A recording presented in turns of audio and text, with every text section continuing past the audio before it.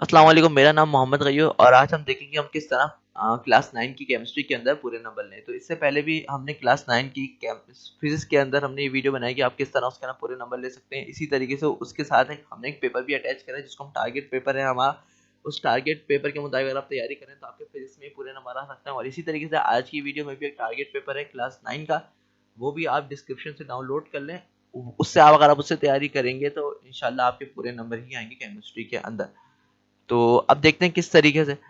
तो यहाँ पे एक बात देखिए कि without many hard working, but अगर हम स्मार्ट वर्किंग करें और हम ज्यादा हार्ड वर्किंग से बच जाएंगे, और ज्यादा हार्ड वर्किंग से ही बचेंगे और हमारे पूरे नंबर भी आ सकते हैं। देखिए दो बंदे हो सकते हैं, दो बंदे की अगर एग्जाम्पल लें तो एक बंदा अगर स्मार्ट वर्किंग करे, एक बंदा हार्ड वर्किंग करे। हार्ड वर्किंग करने के बाद भी उसके पूरे नंबर आते हैं। और अगर हम स्मार्ट वर्किंग करें, जो मैं आपको बताऊंगा कि किस तरीके से आप स्मार्ट वर्किंग करें, तो स्मार्ट वर्किंग से भी आपके ज्यादा नंबर आ सकते हैं और पूरे नंबर आ सकते हैं। तो वो क्या होंगे तरीके?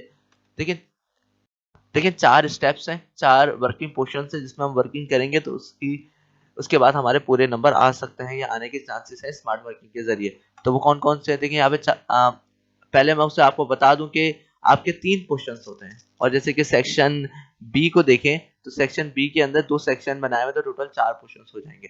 तो सेक्शन ए के अंदर आपके 15 एमसीक्यूज होते हैं और हर एमसीक्यूज एक नंबर का होता है। तो उसकी तैयारी आप कहाँ से करेंगे मैं आपको बताऊंगा। इसी तरीके से सेक्शन बी के अंदर आपके दो सेक्शन, मतलब सेक्शन बी के अंदर दो तरह की चीजें होती हैं। एक न्यूमेरिकल्स होते हैं आपके, और ज्यादा क्वांटिटी न्यूमेरिकल्स की होती है।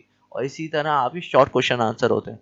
तो देखें जिस तरह आपको 15 एमसीक्यूज करना है, इसी तरीके से आपको सेक्शन बी के अंदर टोटल 8 सवाल करने होते हैं। 8 सवाल में से तकरीबन 5 से 6 आपके न्यूमेरिकल्स आ जाते हैं, और उम्मीद करेंगे ज्यादा आ जाएं ताकि आपकी न्यूमेरिकल्स में क्योंकि नंबर पूरे मिल जाते हैं अगर आप शॉर्ट क्वेश्चन आंसर पे जाएं। जैसे कि आपने न्यूमेरिकल, ये मैं पूरा डिस्कस करूंगा इसके सेक्शन में, सेक्शन बी के, जैसे कि मैं एक एक करके सारी चीजें डिस्कस करूंगा तो वो मैं आपको वहां पे भी बताऊंगा। तो फिलहाल मैं आपको बताना चाहता हूँ कि आप न्यूमेरिकल्स पे ज्यादा ध्यान दें। फिर इसी तरह से लॉन्ग सेक्शन जो है हमारा, मतलब सेक्शन सी जो है, उसके अंदर हम लॉन्ग क्वेश्चन आंसर करते हैं। टोटल 4 करने होते हैं। तो एक एक करके सबको डिस्कस करते हैं। सेक्शन ए पे अगर बात करें, सेक्शन ए पे अगर बात करें तो देखेंगे कि सेक्शन ए पे मैंने क्या लिखा हुआ है। मैंने कहा all book MCQs must solve one time. जैसे कि हम उसको एक दफा सॉल्व करें, जितने भी आपके बुक के एमसीक्यूज हैं उसको एक दफा सॉल्व करें और फिर उसको रिवाइज कर लें। आप एग्जाम से पहले 2 से 3 दफा रिवाइज कर लें। आप बोलेंगे सर इतने सारे हमारे एमसीक्यूज बुक के पीछे लिखे। मैं आपको भी बात बताऊं, जितने भी आपके क्लास 9 या क्लास 10 के अंदर जितने भी एमसीक्यूज आते हैं वो सारे के सारे हमारे बुक से ही आते हैं। तो आप बुक के एमसीक्यू एक दफा सॉल्व करें तो आपको, मतलब खुद से सॉल्व करेंगे या किसी से समझ लें, या मैं भी एक वीडियो यहाँ पे डाल दूंगा अपने चैनल पे, तो आप वो देखिएगा कि एमसीक्यू किस तरह समझ के आप सॉल्व करें। उसके बाद आप उसको पेपर देने से पहले 2 से 3 दफा रिवाइज कर लें, तो इंशाल्लाह आपके 15 के 15 एमसीक्यू पूरे सही होंगे। आपके पूरे नंबर आएंगे, 15 में से 15 फ्री के नंबर होते हैं एमसीक्यू के। अब हम आगे देखते हैं कि सेक्शन बी के अंदर क्या होगा। सेक्शन बी के अंदर हमें 8 क्वेश्चन आंसर करने होते हैं, जैसे मैंने आपको पहले बताया। उसके अंदर आपका एक न्यूमेरिकल का क्वेश्चन होता है, मतलब न्यूमेरिकल का हमने खुद से समझा कि एक क्वेश्चन, जैसे कि 6 न्यूमेरिकल से 5 न्यूमेरिकल क्वेश्चन आते हैं, और जो आपको जो बचे, क्योंकि 8 क्वेश्चन पूरे करने, पूरे नंबर लेने के लिए, तो 2 या 3 आपको सवाल भी करने पड़ेंगे केमिस्ट्री के अंदर। फिजिक्स में ऐसा नहीं होता, क्लास 9 की फिजिक्स में ऐसा नहीं होता। आप मेरी वीडियो जरूर देखिएगा। तो अगर बात की जाए कि हमारे जो न्यूमेरिकल्स किसी चैप्टर के लिए मोस्ट इंपॉर्टेंट, जैसे पहले चैप्टर की बात की जाए, पहले चैप्टर में न्यूमेरिकल्स ज्यादा होते हैं, जैसे कि हमारे एम्पेरिकल फार्मूला के हो गए, मॉलिक्यूलर फार्मूला के हो गए, और मोल वाले हो गए, नंबर ऑफ एटम्स से नंबर ऑफ मॉलिक्यूल्स आपको मालूम करने हैं। इसी तरीके से आपको एटॉमिक मास या एटॉमिक नंबर मालूम करना है। तो तकरीबन आपके पेपर का जो वेटेज है, इधर आपके 2 न्यूमेरिकल्स आ सकते हैं चैप्टर 1 से।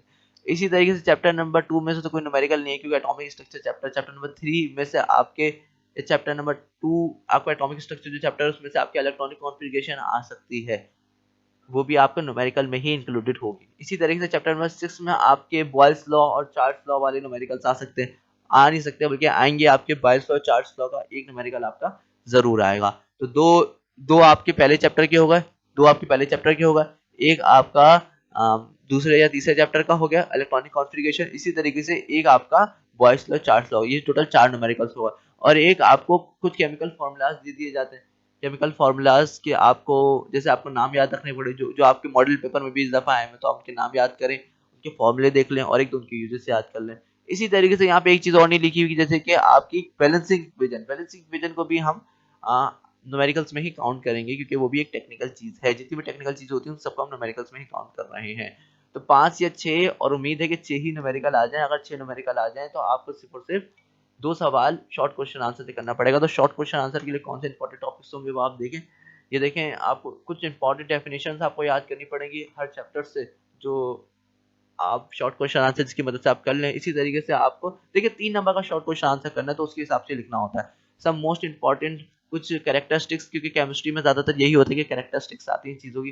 तो आप जैसे ionic bonding characteristic, covalent bonding characteristic, metals, non metals, इसी तरीके से तो कैरेक्टरिस्टिक्स भी आप याद करें। वो कौन सी कैरेक्टरिस्टिक्स याद करेंगे वो सब मेरे आज की डिस्कशन में एक पेपर आपको मिलेगा, वो आप डाउनलोड करें और उस वो आपके लिए टारगेट पेपर है, उससे तैयारी करेंगे तो इंशाल्लाह आपकी स्मार्ट वर्किंग की मदद से पूरे नंबर आएंगे आपके पेपर के अंदर।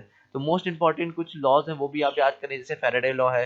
इसी तरीके से सम इंपॉर्टेंट डिफरेंसेस भी इसके अंदर आते हैं, तो आपको 3 पॉइंट लिखने पड़ेंगे क्योंकि 3 नंबर का एक सवाल है। तो 2 या 3 आपको मुश्किल हार्ड कंडीशन में 2 या 3 सवाल करने पड़ेंगे। तो आगे बढ़ते हैं। तो सेक्शन सी में देखें, सेक्शन सी में आपको 4 सवाल मस्ट करने पड़ेंगे और ये जो सवाल होंगे ये आपको डिटेल इनका आंसर देना पड़ेगा। इनकी डायग्राम होगी तो डायग्राम मस्ट बनानी पड़ेगी और हर सवाल आपका 6 नंबर का होगा। तो देखिए, अगर हम इंपॉर्टेंट चैप्टर्स में अगर मैं इधर बात कर लूँ तो इंपॉर्टेंट चैप्टर कौन कौन से होंगे आपके। आपका सबसे इंपॉर्टेंट चैप्टर जो लॉन्ग के लिए है वो आपका एटॉमिक स्ट्रक्चर है, चैप्टर नंबर 2 है आई थिंक। तो चैप्टर नंबर 2 के ना एटॉमिक स्ट्रक्चर के ना आपके बहुत सारे सवाल, 4 सवाल हो सकते हैं। तो 4 सवाल आपको करने पड़ेंगे। जैसे सबसे पहला सवाल मशहूर जमाना सवाल डिस्चार्ज ऑफ एक्सपेरिमेंट, जिसको हम डिस्कवरी ऑफ इलेक्ट्रॉन भी कहते हैं। तो डिस्कवरी ऑफ इलेक्ट्रॉन भी आपका एक मोस्ट इंपॉर्टेंट लॉन्ग क्वेश्चन हो सकता है और होगा भी, आपके मॉडल पेपर में भी आएगा। इसी तरीके से चैप्टर 4 में, मतलब चैप्टर 2 में से एटॉमिक स्ट्रक्चर में से दूसरा लॉन्ग आपका क्या हो सकता है, आपका रदरफोर्ड हो सकता है। तीसरा आपका नील बोहर हो सकता है, नील बोहर हो सकता है, उसके जो पोस्टुलेट्स हैं तमाम पूरा लॉन्ग।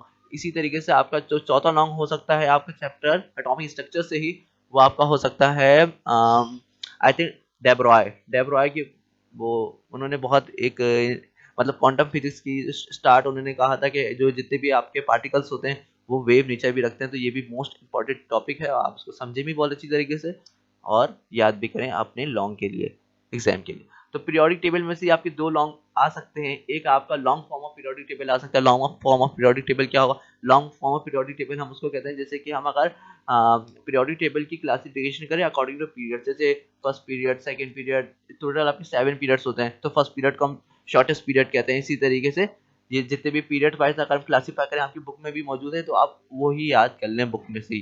तो इसी तरीके से आप आपका जो पीरियोडिक टेबल में जो दूसरा नाम आ सकता है वो आपकी आ सकती है classification of periodic table in the form of block. अगर पीरियोडिक टेबल को ब्लॉक्स की फॉर्म में डिस्क्राइब करें तो वो भी आपका ये लॉन्ग बन सकता है। जैसे ब्लॉक बी, ब्लॉक एस है, ब्लॉक बी है, ब्लॉक डी है, ब्लॉक एफ है। इसी तरीके से इस तरह का भी लॉन्ग आ सकता है कि आप पीरियोडिक टेबल की क्लासिफिकेशन पीरियड के मुताबिक करें या फिर ब्लॉक के मुताबिक करें, तो 2 लॉन्ग आपके बन सकते हैं। इसी तरीके से फिजिकल स्टेट्स में आप क्या कर सकते हैं, फिजिकल स्टेट्स ऑफ मैटर के अंदर आपका एक लॉन्ग ये हो सकता है कि आप एमॉर्फोस और क्रिस्टलाइन सॉलिड्स का, क्योंकि अभी सवाल आया भी आपके उसके अंदर कि आप एमॉर्फोस और क्रिस्टलाइन सॉलिड्स बताएं, तो उसकी आप कुछ डेफिनेशंस लिखें, उसके रेफरेंस आप याद करें।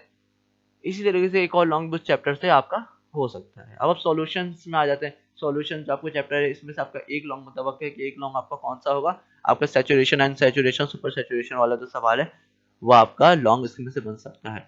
तो उम्मीद है कि आप इस वीडियो से फ़ायदा उठाएंगे और आज का जो पेपर है जो मैंने डिस्क्रिप्शन में डाला है आप उसको डाउनलोड करें और उसमें तैयारी करें। आपका टारगेट पेपर है, इंशाल्लाह इस तरह स्मार्ट वर्किंग की मदद से आपके पूरे नंबर आएंगे। और चैनल को सब्सक्राइब कर दें। अल्लाह हाफिज़।